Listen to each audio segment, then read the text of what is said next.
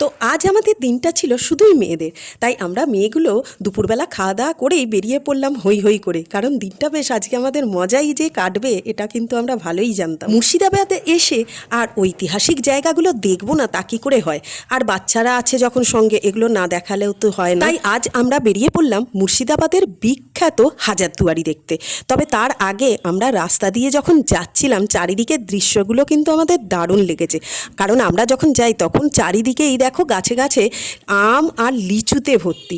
মুর্শিদাবাদে কিন্তু আম লিচুর যেন একটা বাহার, যেদিকে তাকাই সেদিকেই কিন্তু গাছ ভর্তি লিচু আর আম।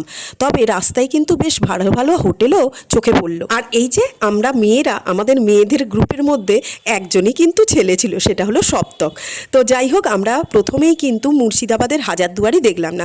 হাজারদুয়ারির পাশ দিয়ে আমাদের টোটো দাদা নিয়ে চলে গেল একটা অন্য জায়গায়। প্রথমে ভেবেছিলাম ওটাই দেখব, কিন্তু বলল আগে ওই দিকগুলো ঘুরিয়ে এনে শেষে হাজারদুয়ারি দেখাবে। তো আমরা প্রথমেই যে জায়গাটায় আগে গেলাম সেটা হলো ওয়াসিফ মঞ্জিল।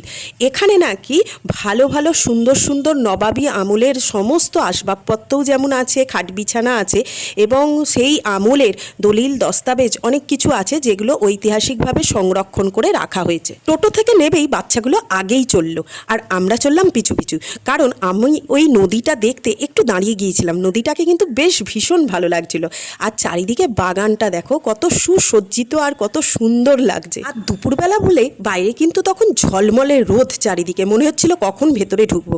তো প্রথমেই তো টিকিট কাউন্টারে গিয়ে আমরা টিকিট কেটে নিলাম, এবার অপেক্ষা কখন ঢুকবো। তবে শীতকালে এইসব এলাকায় যেমন লোকজন থাকে, এখন কিন্তু একটু বেশ ফাঁকা ফাঁকা, মনে হয় শুধু আমরাই ছিলাম।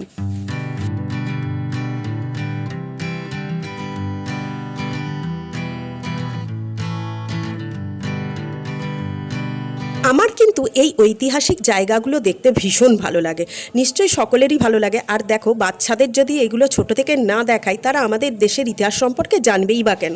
তাই দেখা হচ্ছে পরের ব্লগে। আমরা ভেতরে কি কি জিনিস দেখলাম তোমরাও যদি দেখতে চাও, চ্যানেলটিকে আগে সাবস্ক্রাইব করে নাও আর পাশে থেকো আমাদের সাথে ভেতরের জিনিসগুলো দেখার জন্য।